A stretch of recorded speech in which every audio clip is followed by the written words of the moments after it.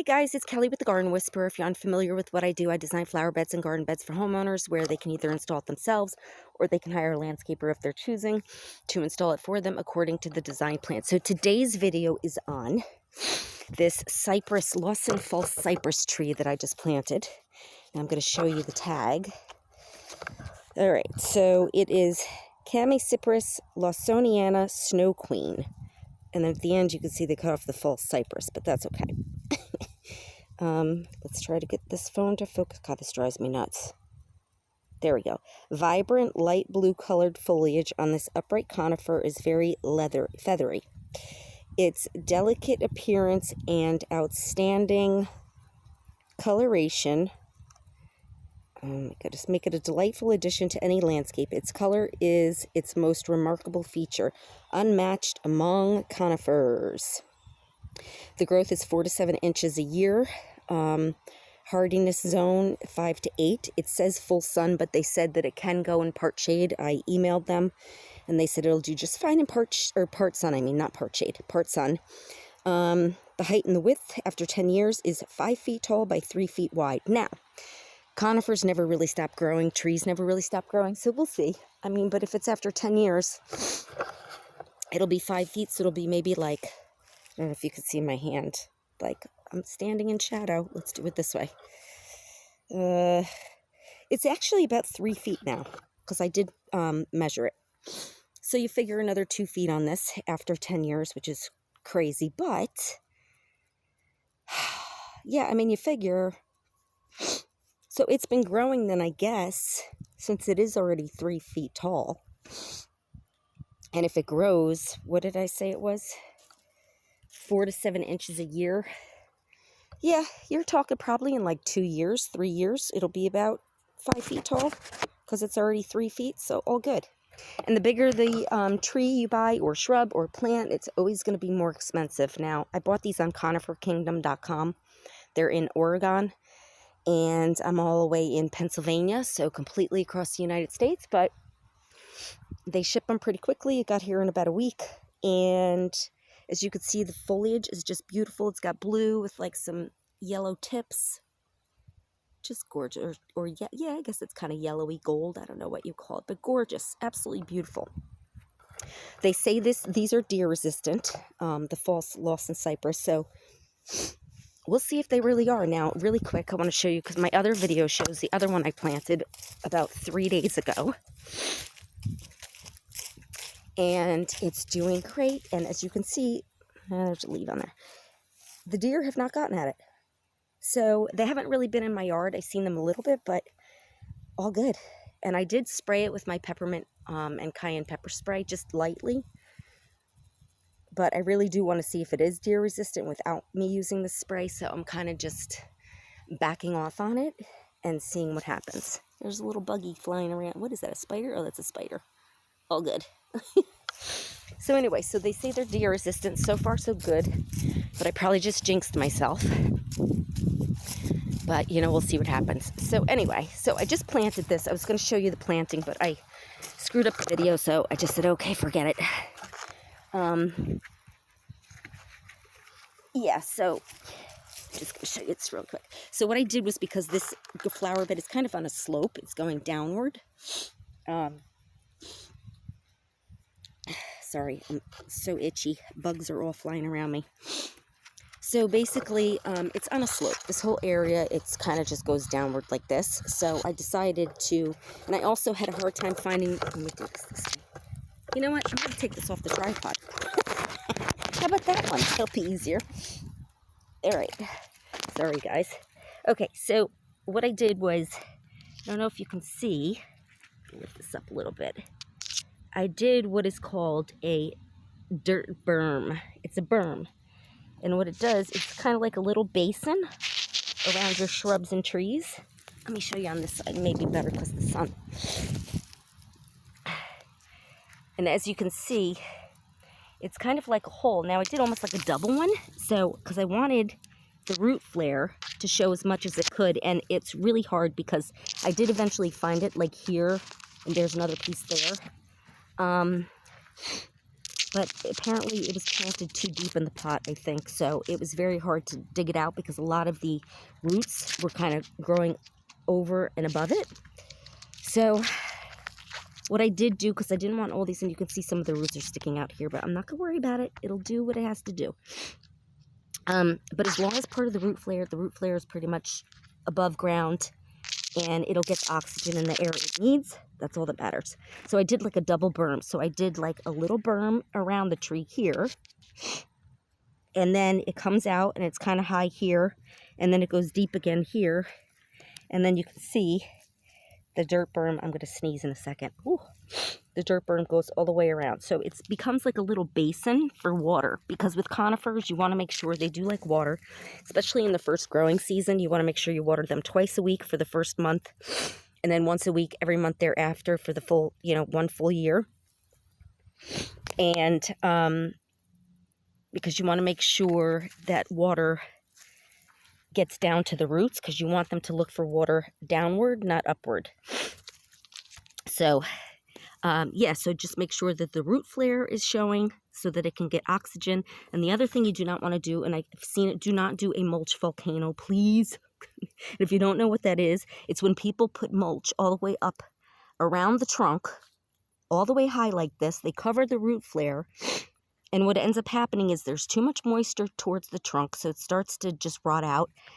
The root flare is not getting oxygen, and it just overall will end up over some time just not doing well and probably dying. So just please don't do that. If you're going to do mulch, do 2 to 3 inches, no more than 2 to 3 inches, and do it like where this first berm starts. Like go around it, and you can put it up to there. You do not need to put mulch all the way up to the trunk. Okay, so that's it. So now what I'm going to do is put you back on the tripod, because I'm going to water it and see how my berm does. And I'll show you that.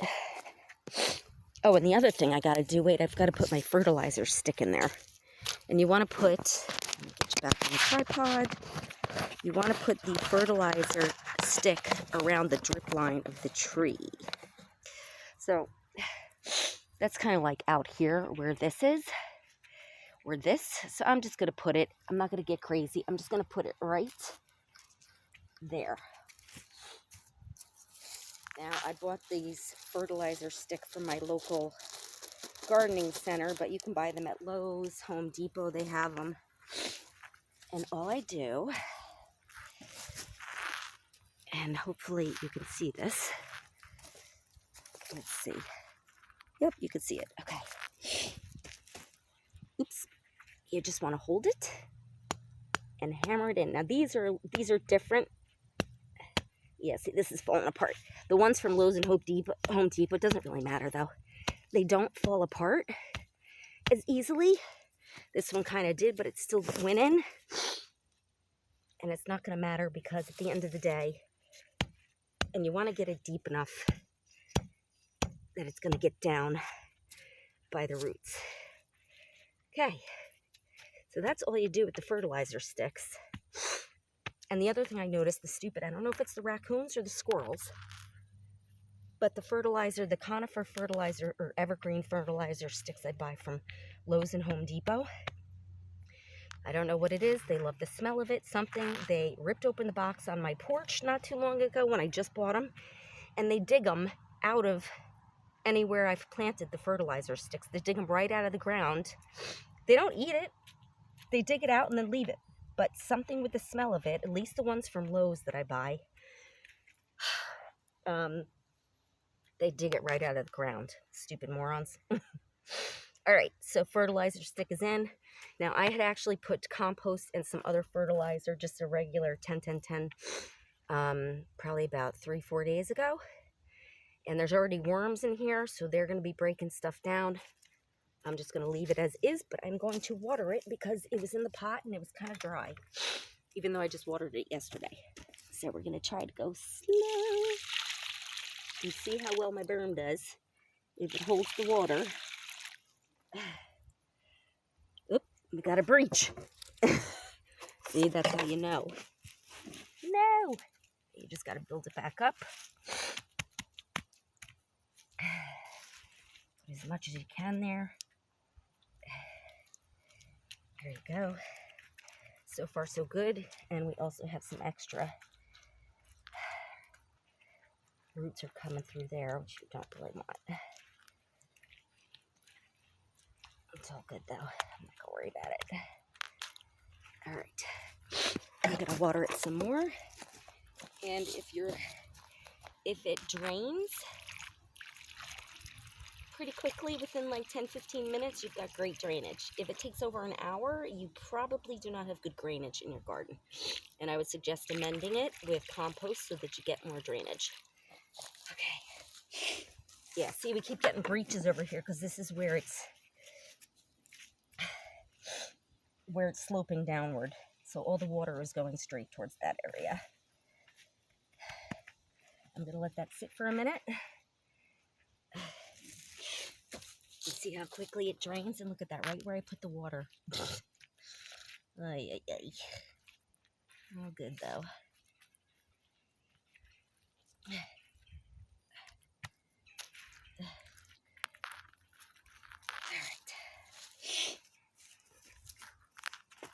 Come on, drain, little suckers.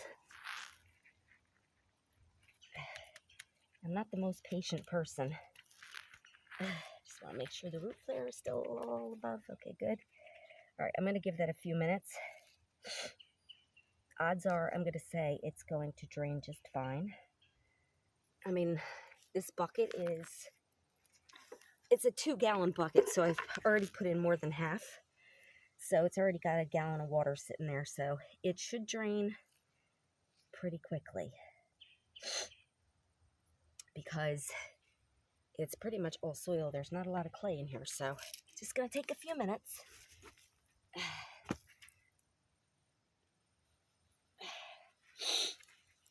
And as you can see, I'm going to show you really quick. It already has some pine cones on it. You see them? Not pine cones, just cones. Because this is not a pine tree, so it wouldn't be a pine cone. Durr. So anyway, so yeah, you can see that's draining. That's doing pretty good.